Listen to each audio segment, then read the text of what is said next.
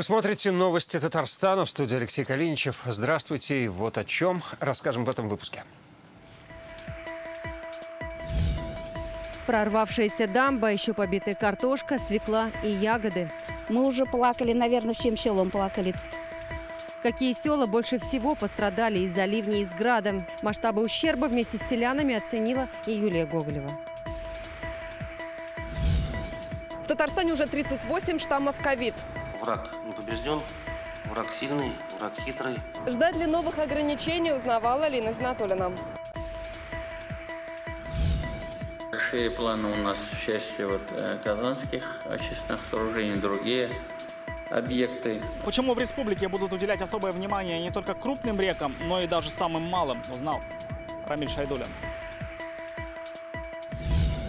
Подготовка кадров в районах и как продавать из Кукмара в США. Не все готовы к работе с самозанятыми. Какие вопросы сегодня обсуждали предприниматели и Рустам Миниханов, расскажет Слават Мухмадулян.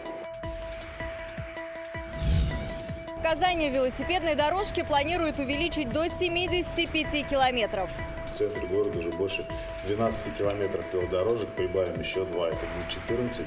Какие еще изменения ждут столицу республики? Об этом Алия Хайрудинова. На Татарстан снова обрушатся ливни, град и сильный ветер. Об ухудшении погодных условий сообщил Гидромедцентр. Так, завтра с 6 утра на всей территории Татарстана прогремят грозы, местами ожидается град. Скорость ветра может достигать 24 метров в секунду. Ненастье продлится до полуночи. На нашей территории поближе к нам образуется антициклон. И мы будем находиться на его, так сказать, восточной, по сути дела, периферии. И к нам будут заглянуть северные потоки, они нам принесут некоторую прохладу. Со среды на четверг ночью пройдет холодный фронт, он понизит нам температуру. Тем временем в Аксубаевском районе ливни и град в минувшие выходные уничтожили урожай в частных подворьях и на полях местных хозяйств. Наиболее пострадавшими считаются 4 деревни. Ситуацию усугубило то, что во время ливня здесь прорвало местную плотину, и вода хлынула в села и дома. Юлия Гоголева оценила ущерб.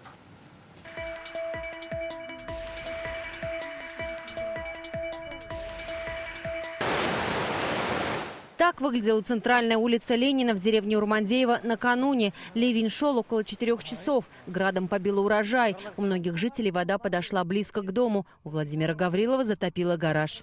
Вот здесь полным-полно воды. Сантиметров 30 я измерял. Вот здесь вот до сих пор осталось следы от воды. Все, что было мокрый. Дверь открыли, все снесло. Это соседнее село Васильевка. Здесь град был еще сильнее. От урожая на грядках ничего не осталось. Огорчает, конечно, сколько стараний ждем для детей, для внуков. Яблоки побило, все. Ни огурцов сейчас не будет, ни лука. Дай бог, картошка встала. Если мужчины в этой деревне больше переживают из-за картошки с луком, женщины расстраиваются из-за ягод. В этом году ожидался большой урожай смородины и клубники. Но, как видим, из-за града все ягоды, даже недозрелые, сейчас лежат на земле. Мы уже плакали, наверное, всем селом плакали тут. Ягода поспевала, только что поспевала. Огурчики были 10-15 сантиметров уже. Вон помидоры какие. Очень жалко, конечно, очень. Градом в Васильевке побило теплицы. Вода до сих пор стоит в погребах. Была картошка, свекла, морковь, капуста, солености все было. Вот кое-как успели убрать вот это. Из-за ливней в Васильевке поднялся уровень воды в колодцах. Теперь она мутная и желтая, а другой нет. Беда не пришла одна. Во время разгула стихий прорвало дамбу в местном пруду, куда приходили на водопой животные. Грунт везти надо. Отсюда нигде не возьмешь грунта. Здесь уже грунт смыло все. Надо с карьеры, где-то надо найти. Вчера мы с депутатами там разговаривали, примерно планы наметили, когда оно немножко подсохнет, пока мы никуда не заедем. А насчет грунта, это, конечно, вопрос сложный, но что-нибудь придумаем, сделаем. В этой деревне из-за града погибли 3 десятка куриц. Пострадали и посевы 2 агрофирм на площади в 900 гектаров. Предварительный ущерб одного из хозяйств – 8 миллионов рублей. На другом потери еще подсчитывают. Град имел локальный характер, слава богу. У агросдоли пострадало порядка 134 гектаров кукурузы и 170 гектаров подсолнечника. Также поля Волга-Селекта пострадали где-то на площади 600 гектаров. Пока селяне подсчитывают ущерб от града и ливней, прогноз синоптиков неутешителен. Опять грозы. Юлия Гоголева, Данил Филатов, ТНВ, Аксубаевский район. 90% отобранных проб в водоемах республики показывают превышение допустимых норм загрязняющих веществ. В чем не дорабатывает Татарстан, сегодня обсуждали на большом правительственном совещании. Его провел Рустам Минниханов. Сейчас в Татарстане 174 очистных сооружения. Однако в реки и озера все равно попадает грязная вода. Так кто мутит воду, выяснял Рамиль Шайдулин. Вот это наша речка Нокса. Красиво, правда?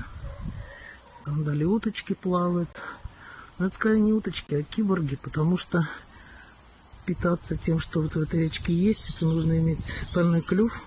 Старые покрышки, строительный мусор – это то, что сейчас лежит на дне некогда полноводной реки Нокса. За годы она обмелела и постепенно превращается в болото. Снявшие это видео местные жители считают, виноват человек. Была она глубокая и чистая. Сейчас она превратилась в помойную яму.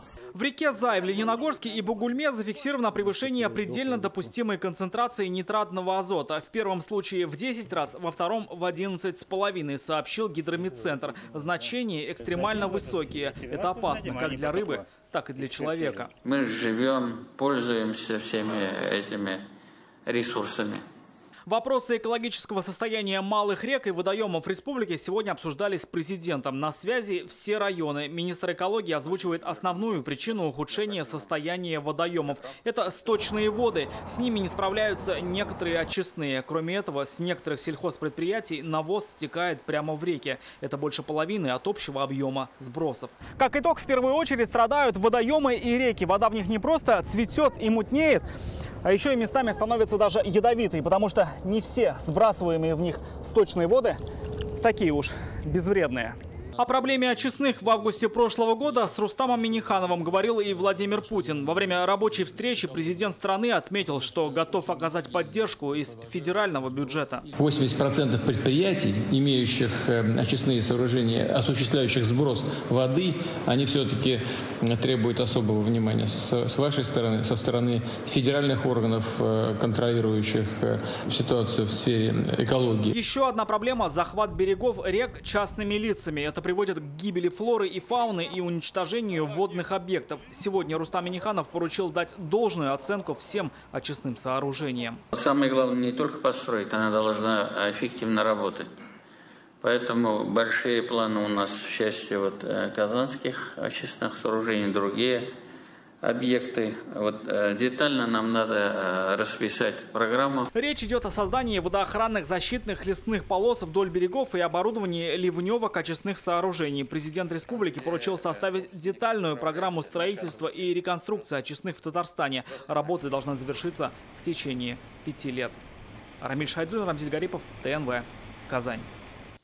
За сутки в России зарегистрировано 14 185 случаев ковид, почти на 500 больше, чем днем ранее. Из-за ухудшения эпидобстановки ряд регионов вводят новые ограничения. Сегодня в Москве началась нерабочая неделя. Рестораны закрываются ночью, не обслуживают фудкорты и игровые комнаты.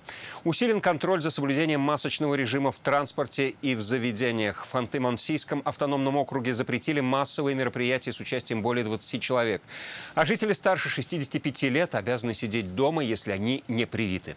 В Бурятии до 1 июля запрещено посещение парков, скверов и общественных зон. Закрываются спортивные сооружения, бассейны и спа-салоны.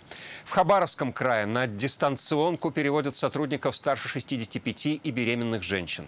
В Мурманской области на удаленку отправят 30% бюджетников, а общепит будет закрываться в 11 вечера. В соседней Мариэл антиковидные меры тоже усиливают. Компаниям рекомендовано перевести 30% сотрудников на удаленку. Закрыты детские развлекательные центры. Детей не пускают в торговые центры без родителей. В Татарстане об ужесточении ограничений речь пока не идет. Как и накануне, за сутки выявлено 30 случаев ковид. Враг не побежден. Мы уже сейчас видим тенденцию к увеличению заболеваемости. Так глава Минздрава Марат Садыков прокомментировал ковид-обстановку в республике. Новых штаммов становится больше, молодые болеют все чаще, болезнь становится все тяжелее, повысился риск летальных случаев. При этом вакцинировались лишь 23% от плана. Ждать ли третьей волны в республике? Будут ли заново открывать ковид-госпитали? И какие два пути есть у жителей? Лина Зинатуллина обо всем по порядку. Многие те, которые переболели коронавирусной инфекцией, через определенное время получили осложнения и, к сожалению, со смертельным исходом. От коронавируса умерли 518 татарстанцев. От осложнений в 5 раз больше. Вирус постоянно мутирует, а болезнь протекает тяжелее. Тяжелее ее и лечить. Дозировка лекарств сейчас вдвое больше прошлогодней. Враг не побежден, враг сильный, враг хитрый. И мы уже сейчас видим определенную тенденцию увеличение заболеваемости. Данная тенденция, вы уже знаете, и в Москве, и в Санкт-Петербурге, и ряде крупных городов. При необходимости Минздрав готов развернуть более 5000 коек. Сейчас в республике функционирует 2100. Есть два пути, говорит Марат Садыков. Попасть на эту самую больничную койку или привиться. Весь мир вакцинируется. Израиль практически вакцинировался более 90%, провакцинировал свое население. Китай более 700, наверное, сейчас уже 800 миллионов жителей. Соединенные Штаты Америки дошли до цифры 300 миллионов. В Российской Федерации, к сожалению, вакцинация идет очень тяжело. В Татарстане доступны все 3 вакцины, и чтобы привиться, уже даже не нужно ходить в поликлинику. Например, в Казани работают мобильные бригады на станциях метро. Но они не вызвали ажиотажа. Темпами вакцинации в Минздраве недовольны. Из почти 4-миллионного населения привились пока 428 тысяч. Сегодня делали 32 человека. Вчера поменьше было, конечно, 22 было. Но вчера выходной был, наверное, не знали, что мы будем. Не в 72 года, что делать, зачем надо? Не хочу я. Я не боюсь. Ну, в принципе, надо сделать, потому что сейчас опять пошел пик заболеваемости. За сутки прививку делают 6 тысяч татарстанцев, тогда как Минздрав готов прививать по 15 тысяч. Но, как в Китае, очередь из желающих у нас не выстраивается. Для коллективного иммунитета необходимо вакцинироваться 60% взрослых татарстанцев. Из них пока это сделали лишь 23%. Даже в эту тяжелую ситуацию мы ни на день не закрывали, а продолжали реализацию всех федеральных программ, то есть программ национального проекта, и также программ региональных. Это капремонт стационаров, обновление автопарков скорой, строительство новых больниц. В пятницу откроют детский онкогематологический центр при ДРКБ. Эта неделя завершится Днем медработника. Лина Зинатуллина, Александр Лобанов, ТНВ, Казань. Новый регламент для самозанятых, экспресс-курсы для рабочих и выход татарстанских производителей на экспорт. Об этом сегодня говорили на встрече Рустама Минниханова с предпринимателями. Она прошла в Пестрецах. Главной темой стала электронная торговля. С начала года количество татарстанских продавцов на маркетплейсах выросло в 2 раза. Всего их в республике 8 тысяч. Чего не хватает бизнесу? Какие направления в режиме «стоп»? Салават Мухаммадуллин подробнее. Встреча президента республики с предпринимателями сегодня проходит в необычном месте, что называется в поле, по сути, на складе. Здесь помогают бизнесу с упаковкой, маркировкой и продвижением товаров на маркетплейсах. Еще полгода назад Алмаз Габидуллин на встрече с Рустамом Миннихановым обозначил трудности работы с маркетплейсами. Сегодня производитель валенок из Кукмар и президент крепко пожимают друг другу руки. Сложности были решены. Заработала программа поддержки начинающих продавцов в онлайн. Проходит там 3 месяца, полгода, уже появляются какие-то новые вещи, поэтому с завистью, что вот вы так быстро двигаетесь, если бы мы госслужащие также быстро думали и работали, наверное, наша жизнь была бы еще лучше. За 5 месяцев количество татарстанских продавцов на маркетплейсах выросло в 2 раза. И этот рынок электронной торговли только разгоняется. По ходу возникают новые проблемы. Мы выходим только с консервированной продукцией, так как у нас есть сложности по доставке, логистике. Все электронные магазины, так скажем, возят теплыми фурами. У них нету холодных фур. Вопрос с логистикой – один из основных для электронной торговли. Складов и производственных помещений не хватает. Все хотят быть ближе к Казани. Рядом крупные логистические центры. Одно из решений – промплощадки в районах. Лаишевская зона, Зеленодольская зона, Высокогорская зона, Пестрищенская зона. Мы будем делать вот такие площадки, где логическая составляющая обязательно будет, и мы постараемся для них дать хорошие условия. Решив проблему с инфраструктурой, встает другой вопрос – экспорт. Пытались открыть аккаунт на маркетплейсе Amazon как физлицо, но нам американские представители не давали его открывать. И мы пошли верным путем. То есть мы зарегистрировали свою компанию. На это у Алмаза Габидуллина ушел год. Рустам Минниханов сегодня подключил к решению вопроса с экспортом товара торгово-экономические представительства республики в других странах. Плюс Зеленодольский логистический центр может стать международным. В ближайшее время мы рассмотрим этот вопрос и сможем грузить валенки напрямую из Татарстана. Вместе с географией поставок появляется необходимость расширения производств. А кадров, говорят предприниматели, не хватает. По поручению президента теперь должны появиться экспресс-курсы в ресурсных центрах. Например, для швей. Понятно, что человек будет учиться, если он будет понимать, какую заработную плату он будет получать, трудоустроившись. Понятно, что здесь вопрос еще не просто подготовить кадры, но и обеспечить их теми рабочими местами, которые будут. Отдельное направление работы маркетплейсов – самозанятые. Только вот некоторым площадкам от них приходится отказываться. Не все готовы к работе с самозанятыми. То есть нам неоднократно, например, приходили какие-то проверки по расчетным счетам, блокировали из-за того, что подозрение действительно, когда много физлиц выводят деньги, это подозрение на отмывание денег. Я думаю, что они в базе данных есть, и банку не так сложно проверить, он самозанятый или нет. Просто должен быть какой-то регламент. Я готов обратиться в правительство Российской Федерации. Все эти меры должны увеличить темпы развития электронной торговли. И по прогнозам, онлайн-продажи до 2025 года вырастут еще в 4 раза. Салават Мухаммадуллин, Вадим Илларионов, ТНВ, Пестричинский район. В Казани благоустроят 6 общественных пространств, а сеть веломаршрутов увеличат до 75 километров. Об этом сегодня говорили в мэрии Казани. Так, в микрорайоне Салават-Купырэ идет строительство нового парка. По величине он не будет уступать Горкинско-Аметьевскому лесу. Во всех парках предусмотрены велодорожки. А вот в историческом центре города с этим возникают сложности. Как их будут решать, расскажет Илья Хайрудинова.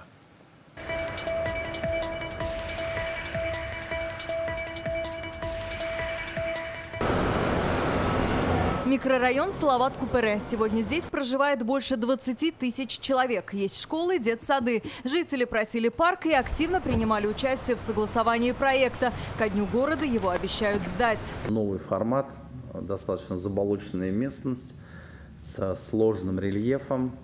Но архитекторы воодушевленно взялись за работу в диалоге с жителями. Внимательно будем отслеживать ход работ и обращаюсь к жителям, и чтобы они тоже обязательно принимали участие в процессе реализации самого проекта.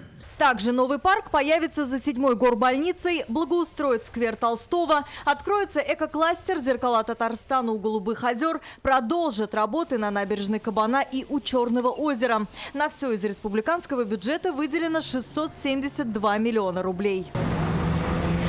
В новых парках предусмотрены тротуары для пешеходов и велодорожки. Это становится необходимостью для всего города. Только в этом году произошел 41 наезд на велосипедистов, 1 человек погиб.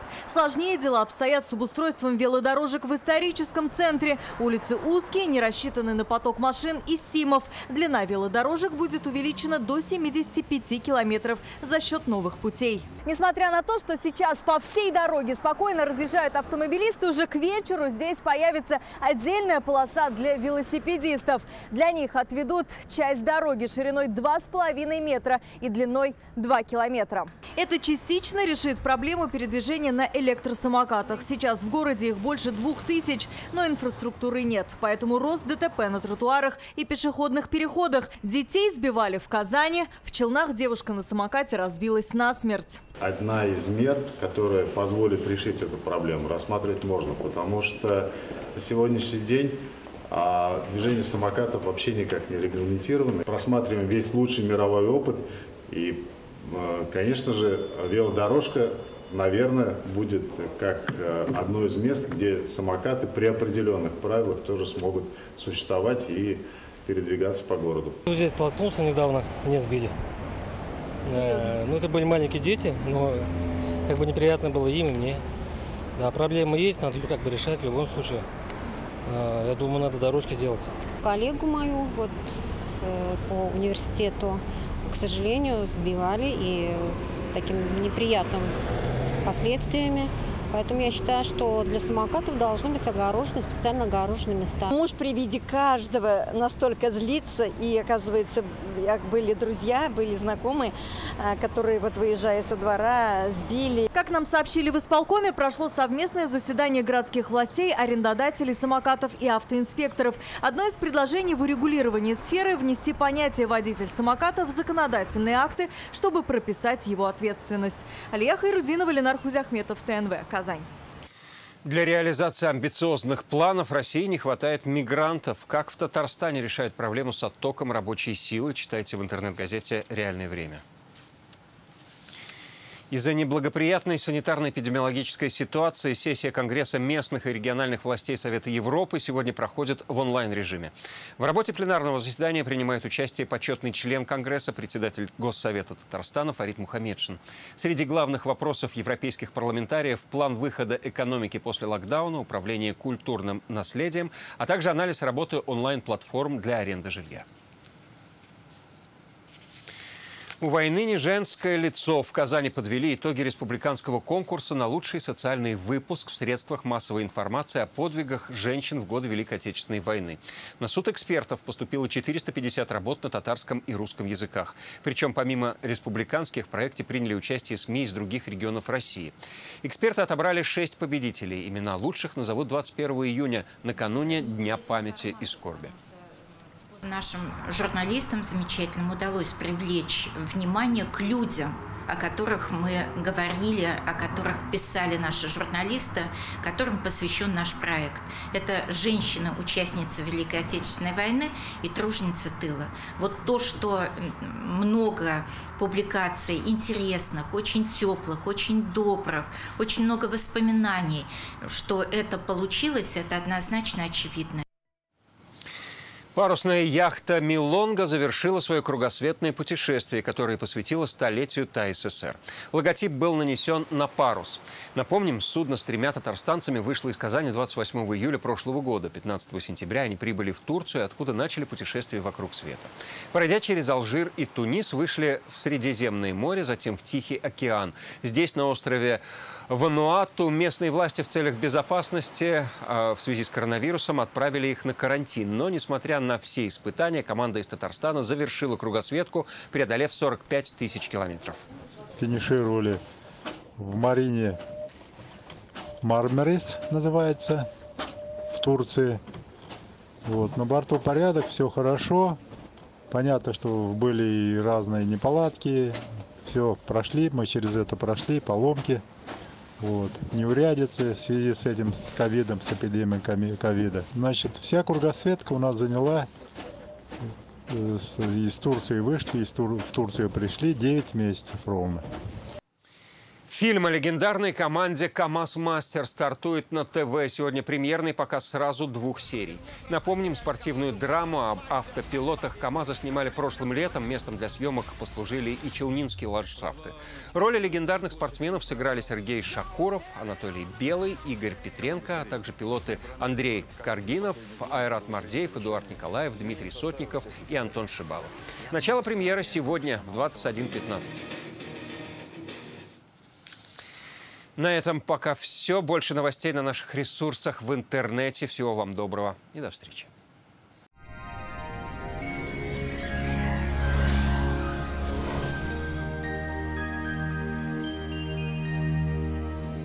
Здравствуйте! Время новостей о погодных процессах и о том, что полезно и нам необходимо. Сезонная аллергия может омрачить радость от наступления весны и лета. Благир-3 – европейский препарат от аллергии. Таблетка Благир моментально растворяется во рту и помогает устранить основные симптомы аллергии – заложенность носа и слезоточение, зуд и отек. Действует в течение суток.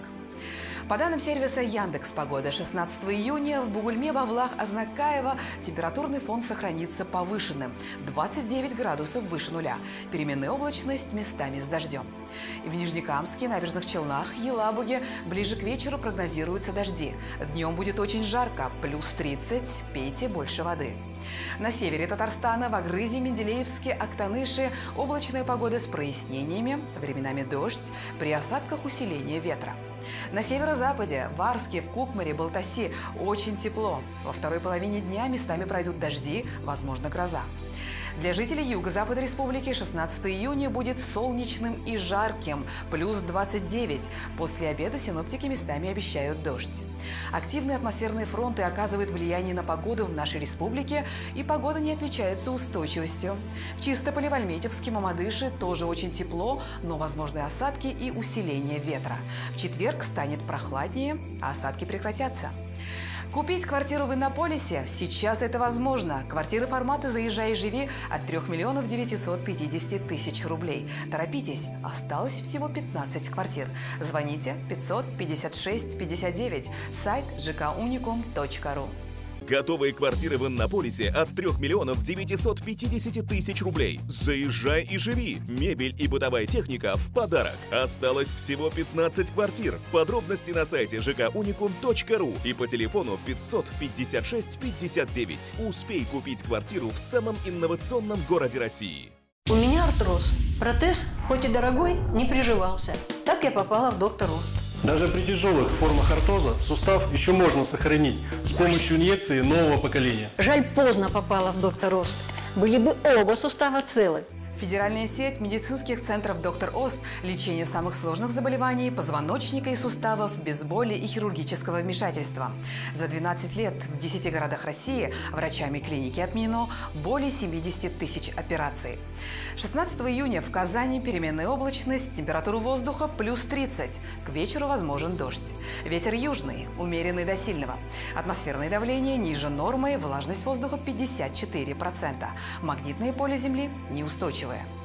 Санчи – сокровище китайской традиционной медицины. Дает энергию, укрепляет иммунитет, повышает качество сна, улучшает самочувствие, способствует снятию усталости. Санчи – источник здоровья и долголетия.